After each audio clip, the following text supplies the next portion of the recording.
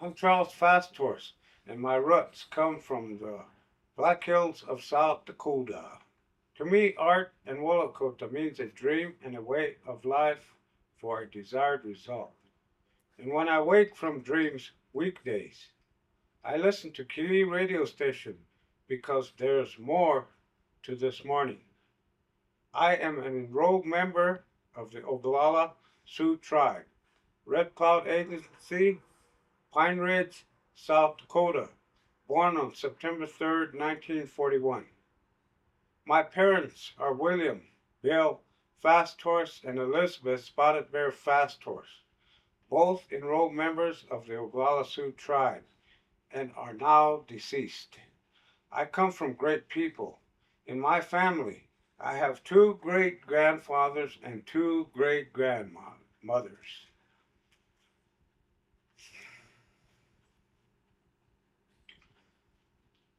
My great grandfather on my dad's side was William Fast Horse Sr., Joseph Fast Horse, and Sits Purdy,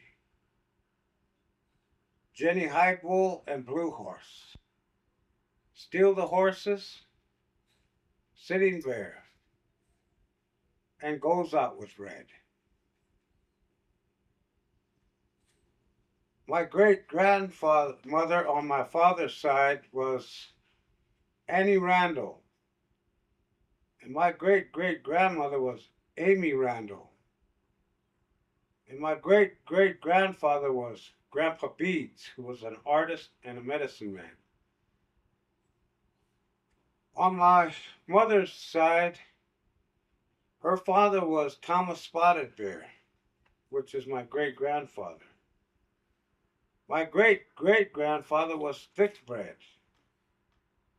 Lives Above, Bear's Foot, Rattling Iron, Big Voice Bear, and Weasel Woman. My great grandmother on her side was Mary DeYoung. So,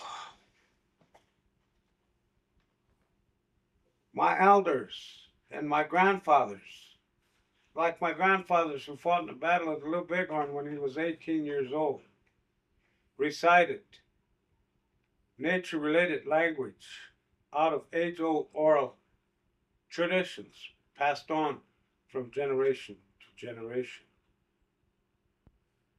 When I noticed them, as they spoke with respect about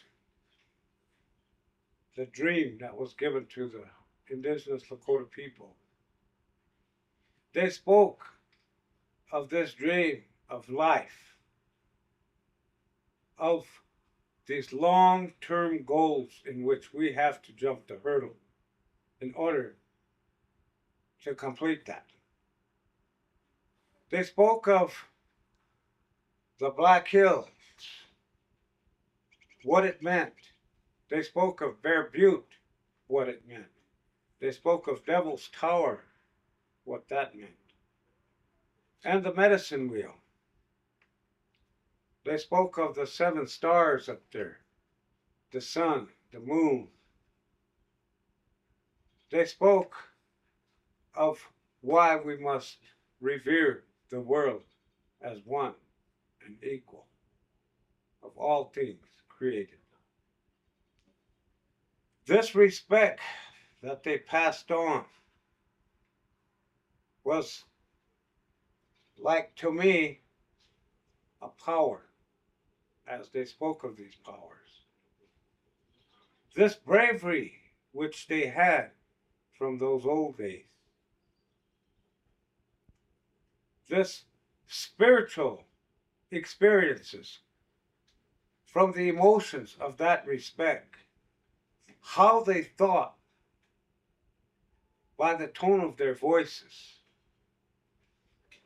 and how they told us of what the sweat lodges, what these physical locations I've described, and how we use those physical locations with the sweat lodge. And the one that's important was the vision quest. They spoke of our body in those days, which was one, one mind, the soul and the body united. And through this balance, they were healthy. They had pure water, fresh water. There was all kinds of deer, elk, buffalo to eat from.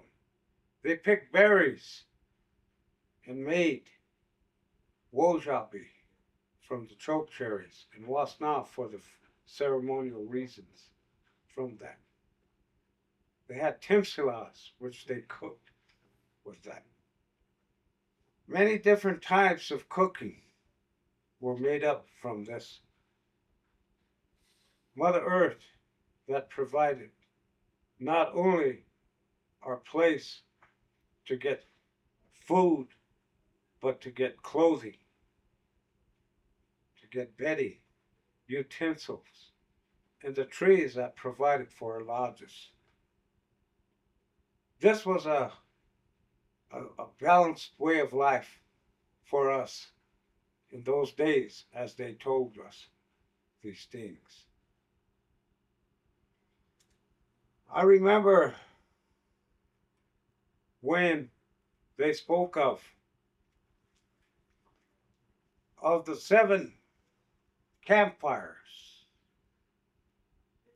They spoke of the Oglala. They spoke of Ohinupa, 2 kettle. They spoke of the Minihanju, plants by the stream. The Okpapas, camps further up at the end of the horn of the buffalo. They spoke of the Sichangu, the burnt thighs. They spoke of the Stajipo, without bows. They spoke of the Sihisapa, Blackfoot. These bands made up the 7 campfires of the indigenous Lakota people. Tiwahe.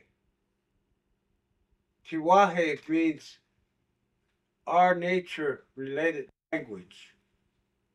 As I spoke of the physical locations, Black Hills, Bear Butte, Devil's Tower, and the Medicine Wheel. These languages spoke to us, and all that was around them provided us with an interrelated relationship with our mind. We felt good about these things.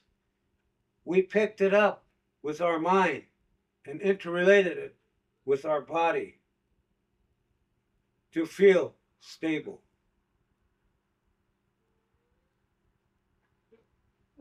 Our body, as I said, came from that. And we came, as I told, of our dream of life that we were set here. And these long-term goals which I spoke of, infancy, youth, middle age, and old age, which we had to jump that hurdle. And they told us of our soul, which is Anuki, they talked about. That we must keep it in balance with our body, with our mind, and our emotions to one. So that when we get old, we can prepare ourselves to go back to where we came from. My mother always spoke of relatives. She spoke of who we were from, who we were related to. And she said a lot of these people used to come to visit each other in those days and talk of these things. She said, I'm going to tell you kids something, my mother, like Papa told you. that grandma one morning went out and behind the house planted a seed. She prayed before she dug into the ground and offered it to her. And she took and dug the ground and planted some seeds there. And she said that as I do this, I'm going to cover it up. I'm going to give it love. I'm going to give it support. I'm going to plant it so it'll be strong, courageous. And this is my duty to relate with my relatives where my body came from, so that it will be together with the spirit of the earth. And when it comes out, the spirit of the earth will be in that tree, which I'm planting. So she planted that seed, and every day she'd come out and water it and give it love and all this support. Then one day she came out and said, look, you see that wind, what it did to my tree? It came out, but it toppled it a little. She went back over there and prayed and straightened up that tree and watered, gave it the support it needed. And then she said, one day, we're going to see that tree beautiful, straight, and tall, no matter how strong the wind blows.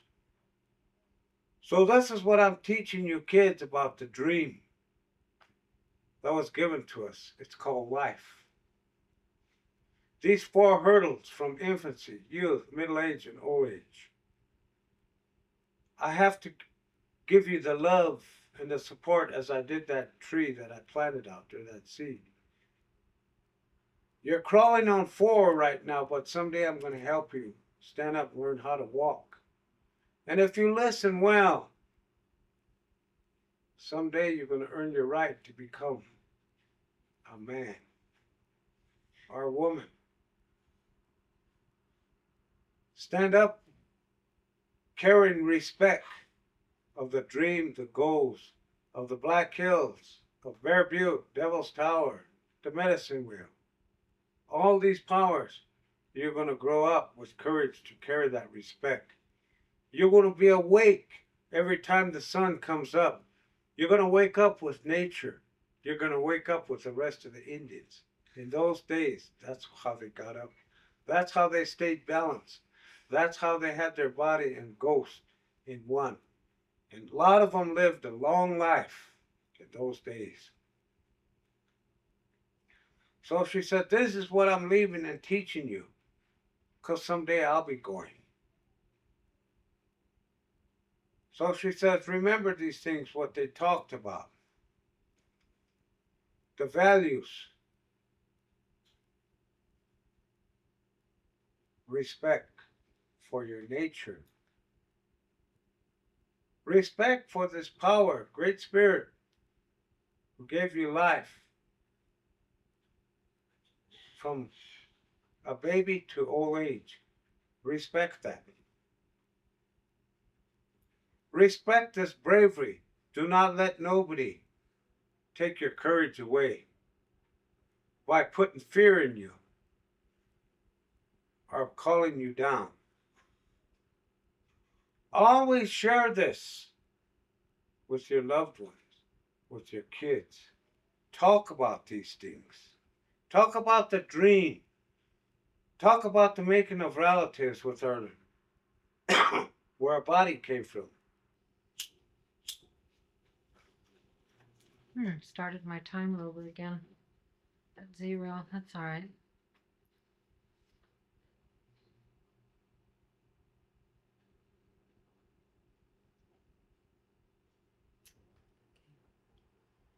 So remember, from those physical places that I spoke of, remember the sweat lodge, the first strike.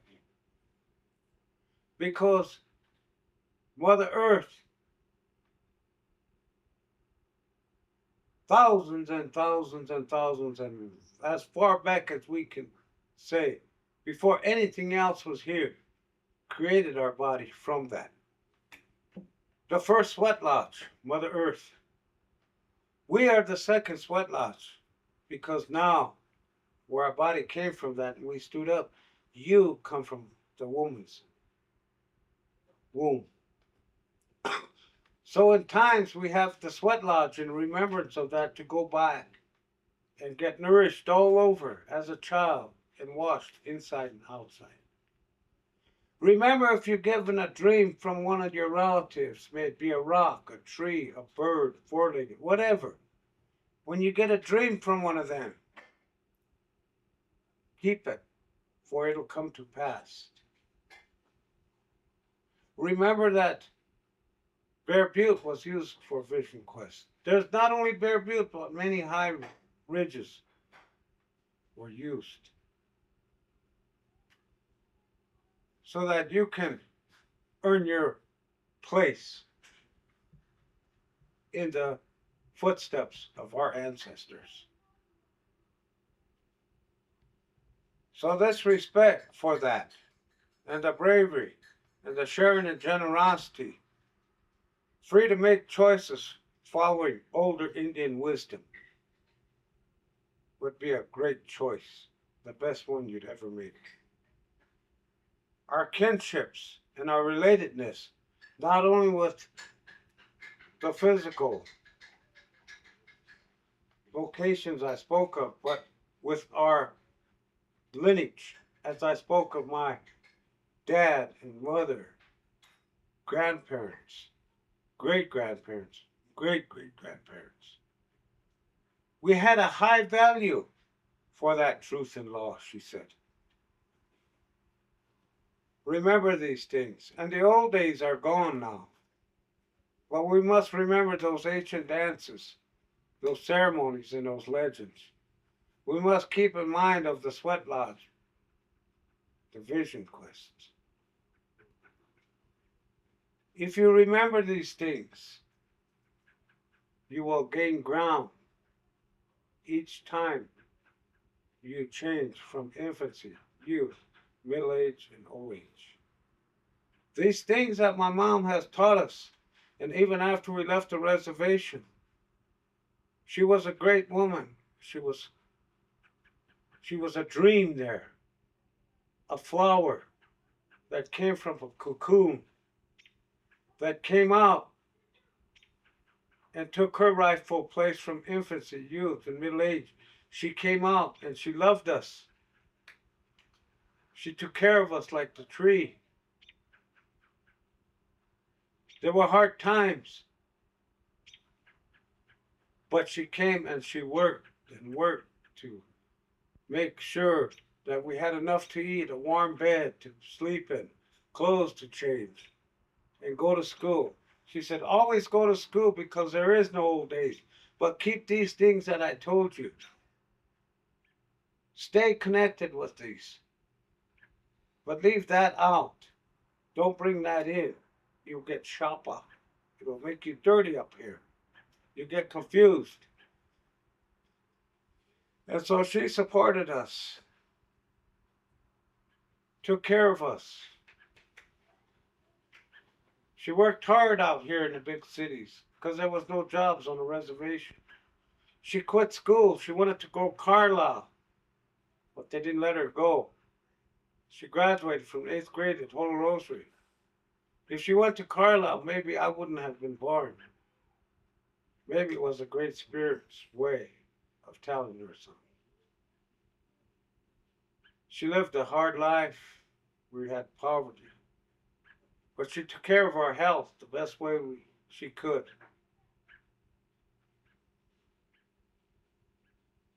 And then one day she got with some people and started the Rapid City Indian Health Advisory Board. Because there was Indian members from other tribes here that did not receive service. And every time we went to the hospital, they won't let us in. You could be dying with pneumonia. but we didn't have a job, a good education, or insurance, so they didn't let us in. So this is why her and others got together and started this Rhapsodian and Health Advisory Board. Like she trained us, like she kept us, like she raised us. And what her grandfathers, grandparents, grandmothers taught her and her dad. And then she started a dance club with the people here to bring those old things back so that they wouldn't die. She attended a lot of meetings, treaty meetings. She spoke of many things because she believed in a high truth, a high value for truth and law. She believed in that. Always they lied to her. Always they would preach one policy and practice another when she would encounter with the non-Indian people. They would lie to her. But she remained with this great respect. She remained with this great bravery. She was solitude. She was fortitude like her dad. She was humility standing there like Bear Butte. A beautiful creation from the Great Spirit. She kept the family together. She hated arguing and fighting. That wasn't taught to us. Because you see what I told you, what she taught us. She didn't like that. She only wanted the truth. She never liked to believe in denials. Because she knew there was a renewal at the end of the rainbow when she reaches old age. That she'd done her dream here of life and reaching those goals. She knew that. She always told us many stories. She always said, never be lonely or sad. Don't drink that alcohol and drugs because it's going to numb you and kill your brains and you will be dead. Because you're hiding. You're running from the truth. You're afraid. You'll get, if you do that, you're going to get angry and deny a lot of things. You're going to get jealous. And you're going to fight and want to be tougher than your brothers. Don't carry those. But always keep trust with creation. And all these things, for it will bring the truth out. You will see it. It will come to pass. These are powers that I spoke of. These powers that were handed down in our ancient dances, in our ceremonies, and our legends. The important ones is the sweat lodge in the vision quest. We looked at this physical locations that I spoke of. Our mind interrelated with it. They talked of this power of the sun, of the universe, of the earth and the rocks and the stars out there. These power. The moon. They talked of tate kihele shkoshko. That means this wind that's of light that's out there is a power. With the Uwipi ceremonies, you see them in there when they pray or the sweat lodges. This thunderbird who creates a balance because you may get off balance someday with hatred or happiness, good or bad. Remember that buffalo, though. He will always be here. Nobody can erase it. No power, because the Creator put it here. That was for our health, to preserve it with our generations. The bear, when the man dreamed of a bear, he went and got on the mountain, the bear appeared, he became a medicine man. This whirlwind worked with him. Tate Iomni, the powers of all things, the forecast of weather and time and space. So we always listen to our friend inside us. It was a ghost inside our body. The white people call it soul. And so we are all related, even with that soul. And he warns us of danger.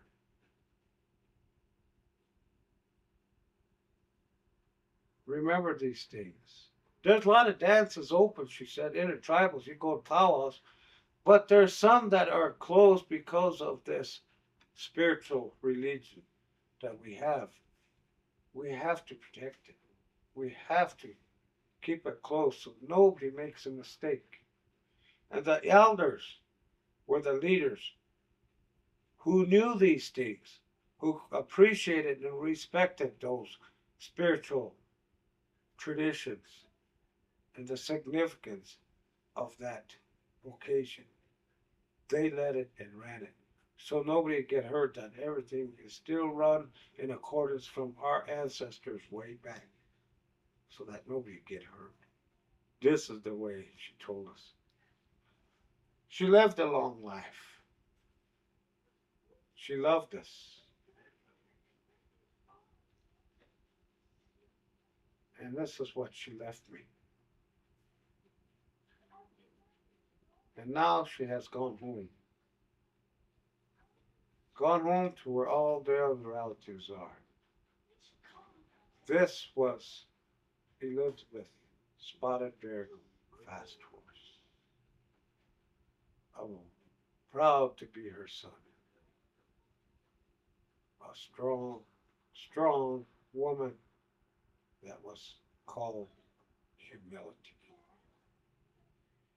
And I have a deep reverence for her and my great grandfathers and grandmothers. And the Black Hills, the Devil's Tower, and Bear Butte, and the Medicine Mill, in the sun. I have a deep reverence for that because it was passed on to me. But soon I am getting old too,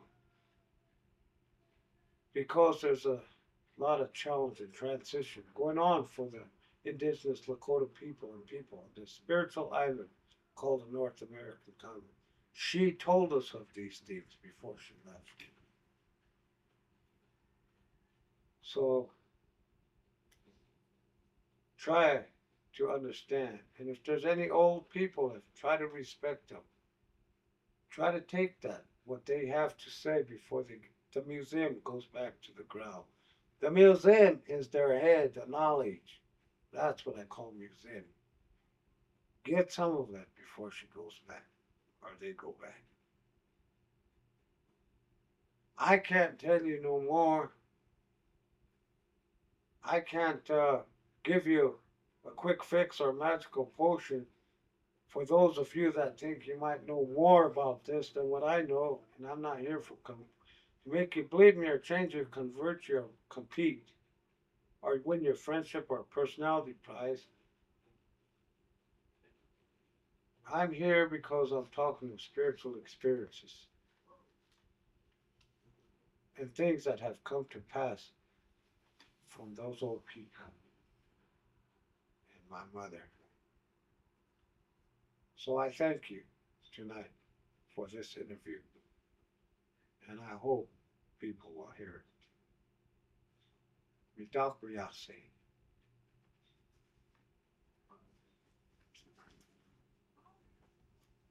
That enough?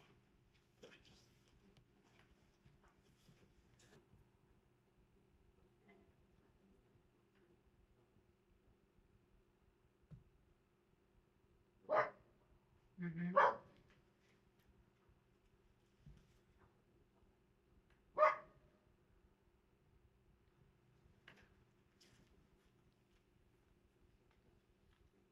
Well, I guess I have to say my name again. I'm Charles Fasthorse. And as I spoke of my mother,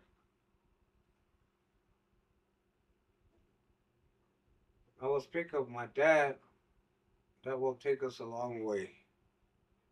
Well, then, it is from this long way off that we will start in order to return back to reality and the future. Now I have the opportunity to talk about my father and how his characteristics were, his traits and quality were that he received from his father, William Vale Fastor Sr., which is my great grandfather. How he stayed connected with my mother's Tiospe as well as his Tiospe, and we always traveled back and forth to my other great great grandfather, Joe Fastors, which was between Manderson, Denby, where we lived, where Wooded Lee is presently established. There's a place through there called Fastors Creek where we all lived. And his wife, my great great grandmother, which I never knew, her name was Annie Randall. And my great great grandmother was Amy Randall, who was married to Todd Randall. Joe Fasthorse was married to Jenny Highbull. And the other great great grandfather was Sitz Purdy, Blue Horse, and my great great grandmother was called Reflection. We are a mirror of this nature related language. So they named her Reflection because she strongly believed in what I said that was passed on also. And Sitting Bear was a medicine man on that side. Goes Out with Red was his wife, which is my great great grandmother. She said, when my time comes from this dream of life, as my dad told me, recited on. And these goals, these infancy, youth, middle age, and old age that I have to reach, like my ancestors did, when my time goes, I'm going to go out with the red road. Of bravery, courage,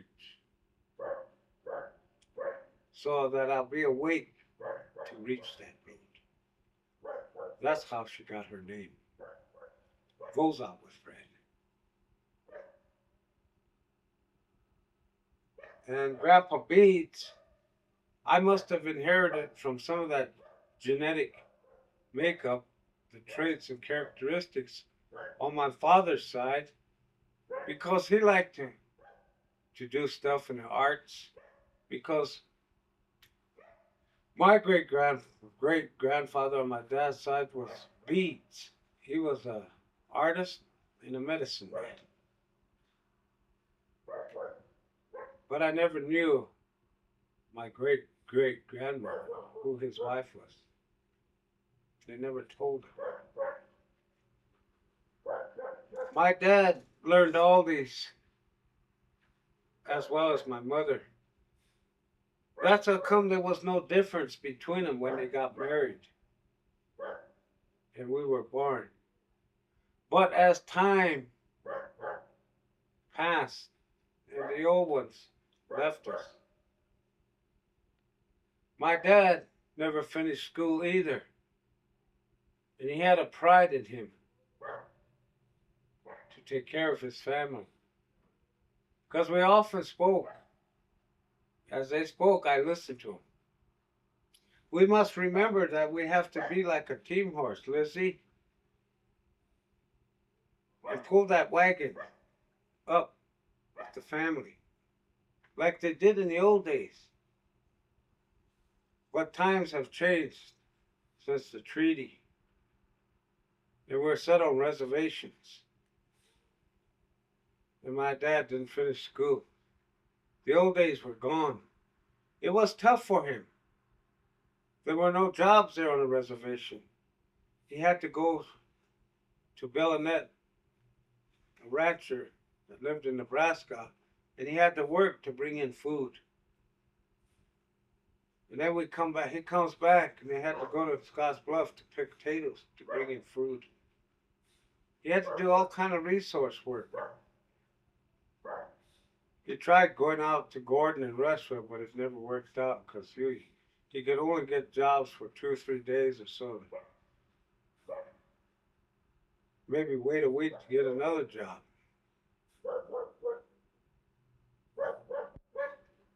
So he comes back with what he had. And he had a tough life.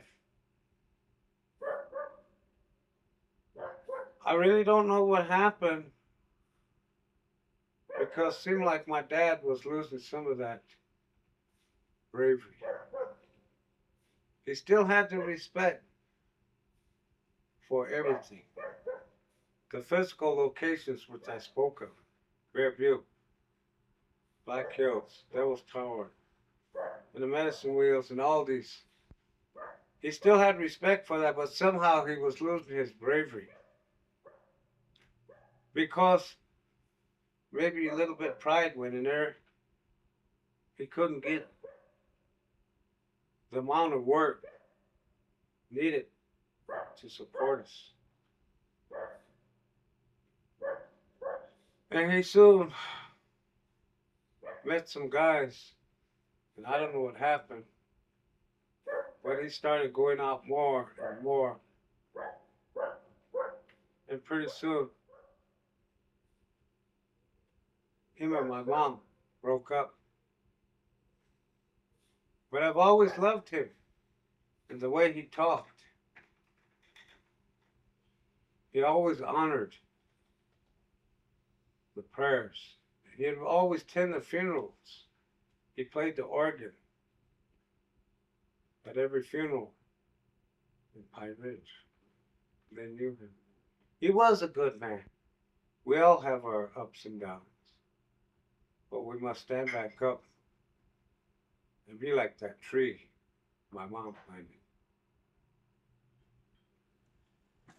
But times were rough. And it's out there that's probably split my mom and him up because he didn't qualify. He couldn't find the jobs in order to qualify to bring in what we needed. And he needed for his family.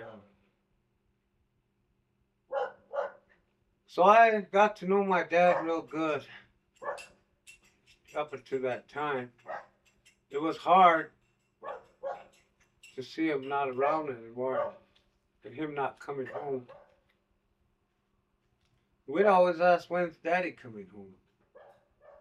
Mom says, I don't know when.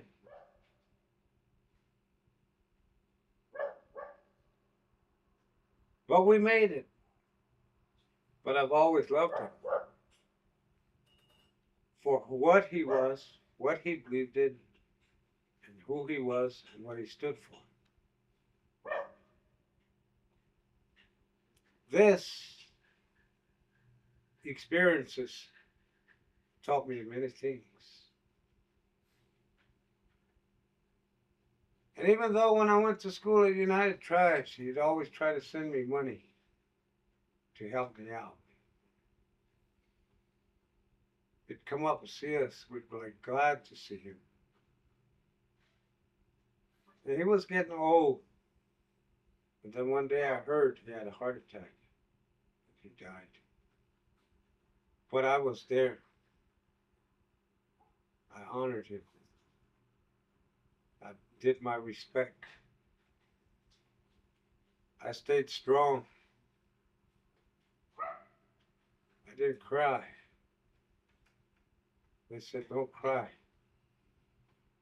Be happy we're going home. Remember those things. The Great Spirit called us back. You too will come back someday. So stay strong, he would always tell us. And keep going. Keep going, no matter what happens. because you're going to have to get an education. I wished I did. But times change fast. It was too late for me to go back to school to earn a decent living. But I tried. So you must plug on. So I remember my dad through all those memories when we lived together. And he helped my mom when they worked together as a team to support us because they loved us. They wanted only the best for us.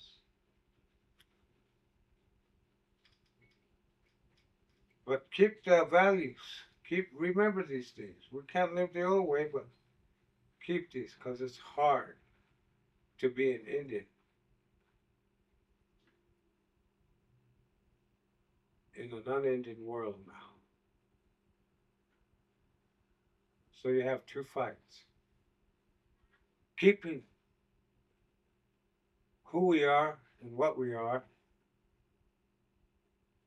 and keeping that reflection of the sacred pine in the Black Hills and all life as united,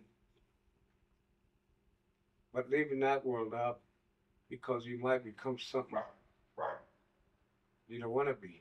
Because you're already born somebody, he would say. Don't forget that. So we remember him. Of all the good things that he stood for. But we don't remember the bad things because what happened didn't come from our world. It came from that other world that put that on him. Maybe if those people out there listen to us, my ancestors as I did, and my dad and mom believe, maybe if they shared the way they talk and about the future and talk, maybe if they believed that like I did and shared this, maybe what happened to me is proof of that and how I got to where I'm at. And maybe we can go in to this future that's coming together with respect and understanding of each other as they wished and dreamed.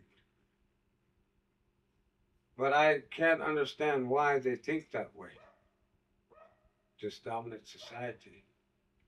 Why they put fear in you of your belief or of a God if we don't believe it. Why they're selfish.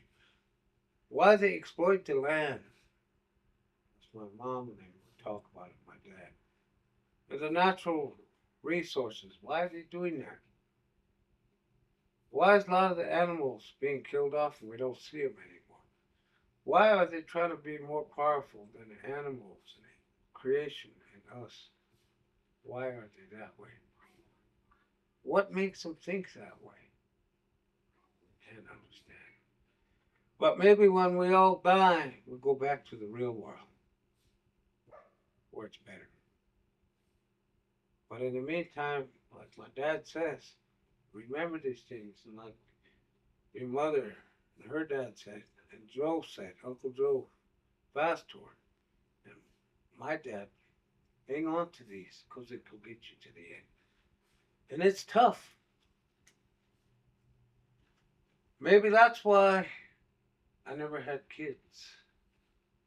Because I always had to believe in these things and look at my security and try to make it. Because we never had money. We never had land anymore. Some of us never had a good education. We never had a fat bank account or a lot of these materials to use. We never had that. So it was tough for us. And I know what my dad was saying and what he went through, because I've went through that. And what my mom did with an 8th grade education to try to provide a living for us, a security. It's hard. It's hard to understand these crazy rules they got. Soon we're going to be having to ask them if we can turn to the left and do this thing or go over here by so many laws and so many codes. They always talk to that. The Great Spirit gave us some principles, but he didn't have that much. It's like the Great Spirit said, here now, we give you the dream. These 4 hurdles you gotta jump and then come home. Those are the things that we have to do. That's why the sweat lodge and the vision quest is so important to me. This is why my dad also, as he said, the nearest I can be to my spirituality is to at least respect the old people, the ones that died, just to sing the songs for them with the piano. That's my deed, at least. I'll do while I'm here. So he's done it all his life until he died. So these people that he talked of in Grandpa Beans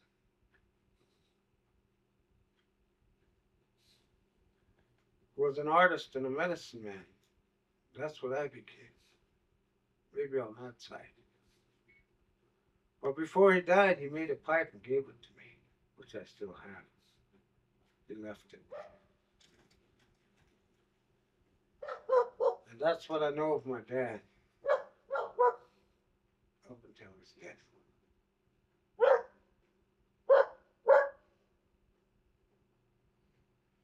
Questions?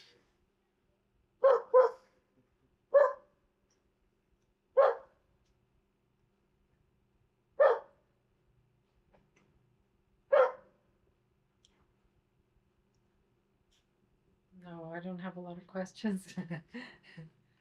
Yeah, I'm really glad you're able to. Because I've told you about everything here. Yeah.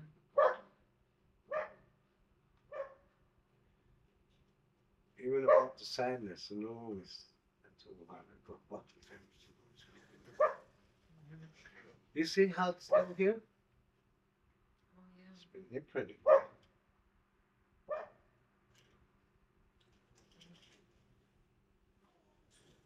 But when I listened to Martin, I knew what he said. I understood him. Yeah.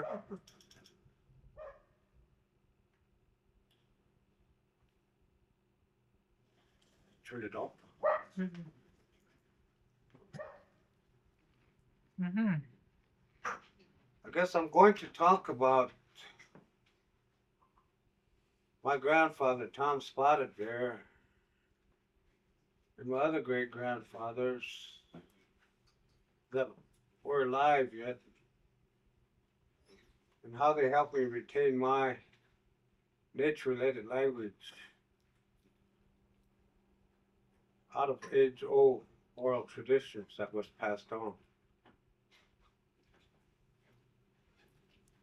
First of all, they said, we are told that the Indians of former times were very powerful people, that our people knew what life was really about.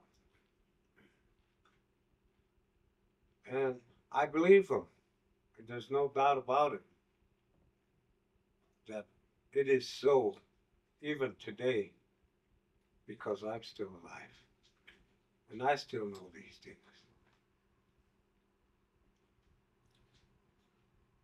When I used to watch them,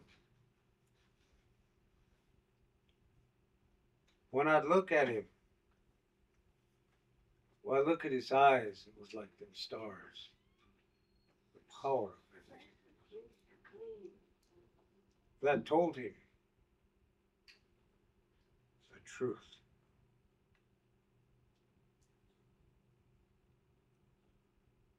When he'd sit there and talk or stand up, I seen that this dream that was given to him from his great great ancestors. and these lifelong hurdles that he had to jump to become what he was, I saw a deep respect in those eyes for this Black Hills, this Bear Butte, things that he spoke of, and the other physical locations.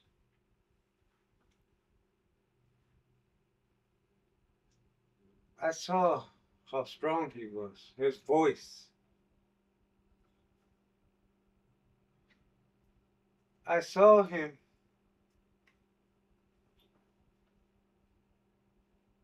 as a man that believed in these practices, customs, whatever you can call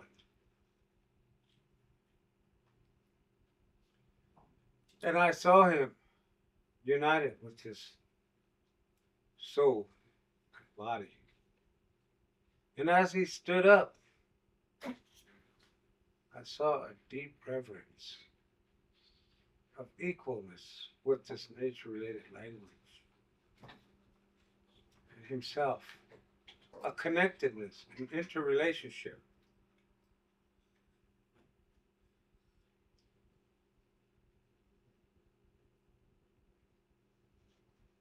How tall and proud and strong.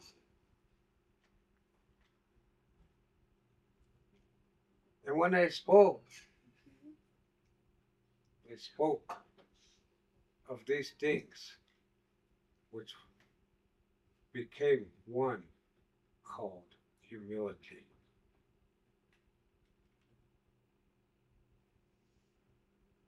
These people, and as he talked, I could see him traveling back to what was given to him. He said the people, the Lakota people, had an odd reverence for nature, a desire to share too. And for many Teospes of the 7 campfires, which I named, were free of oppression and class stratification.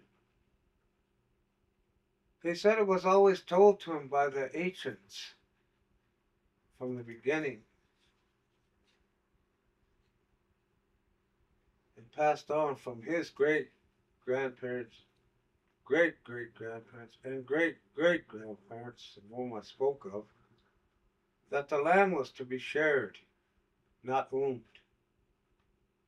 because it was nature related and powerful and belonged to everyone, and that the animals and the trees and the herbs and the water were very precious to us for survival.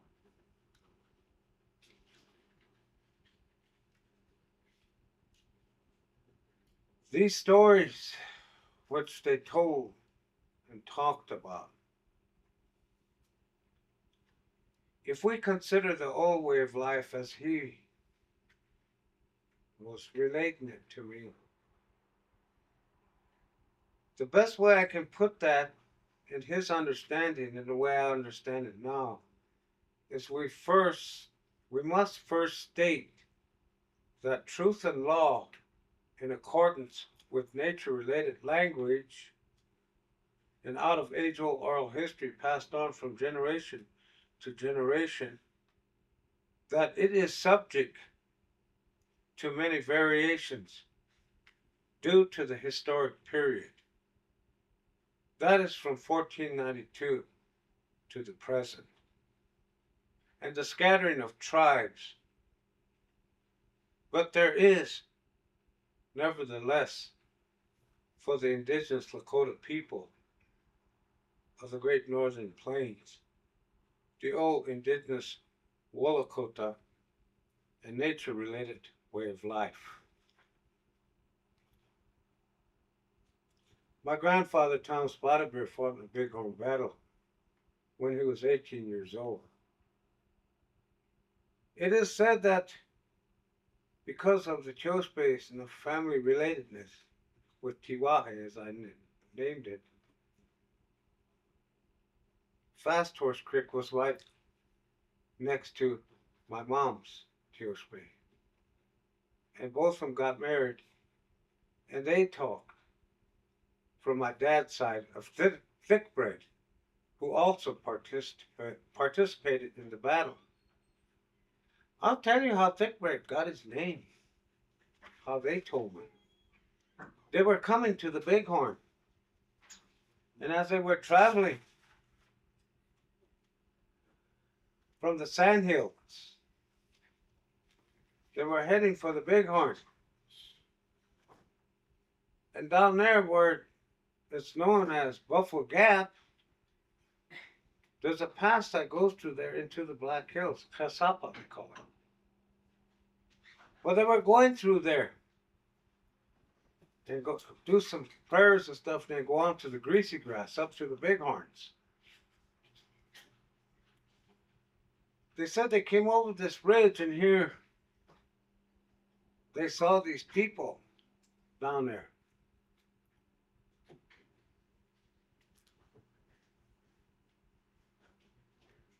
And some had long dresses on and something over their head.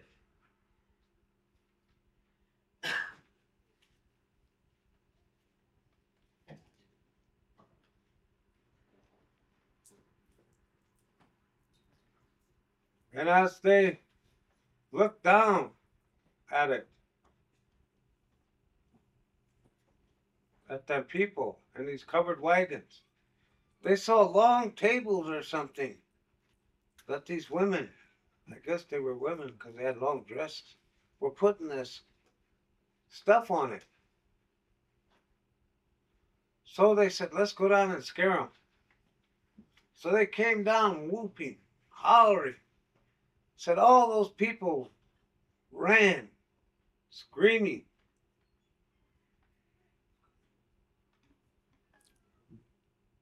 So when they came up there and the others chased them, Thickbread jumped off and he touched those things that he saw the ladies putting on there. And they were soft. They smelled good, so he went and grabbed one. And here he pulled it apart and he smelled it and it smelled good. He tasted it. And the rest came back. They smelt it. Did you eat it? They said, yeah. It tastes good. It must be good because they eat it. They must be preparing it to eat. What should we call it? A huapi. Bread. A huapi tonkakile. When we get to the Bighorns, we're going to have a naming ceremony for you. So they named him that, Thickbread, because of that.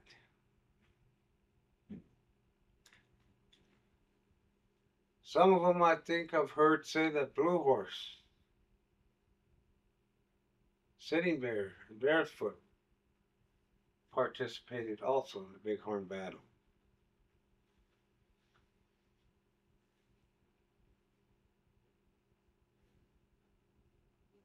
When I listen to those stories, especially when they fought at the Bighorn battle, I don't want to say anything that's going to disrupt what has already been said about the Bighorn battle.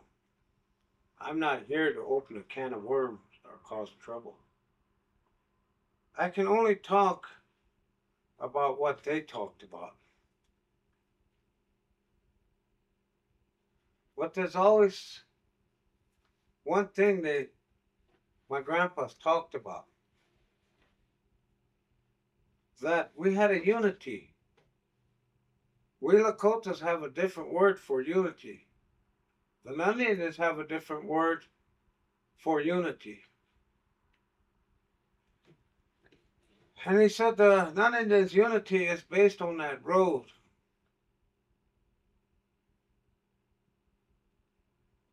It's based on that piece of paper. It's based on that old store there, general store. It's based on a highway. It's based on a speed limit. That's their unity.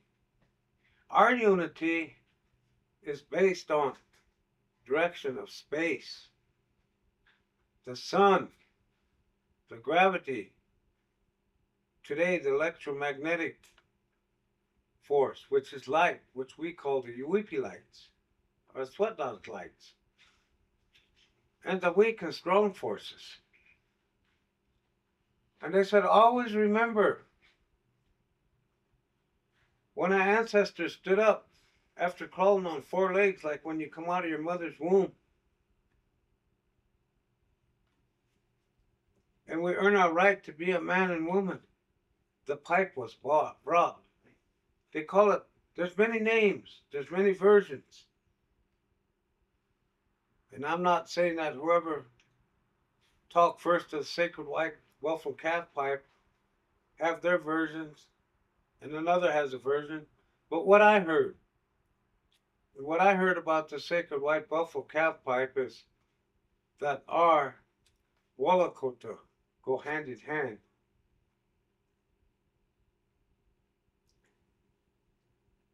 Which is the art. Our art was skinning the buffalo, skinning the animal, making shirts and leggings, using every utensil, even the ribs of it, and getting sinew from them.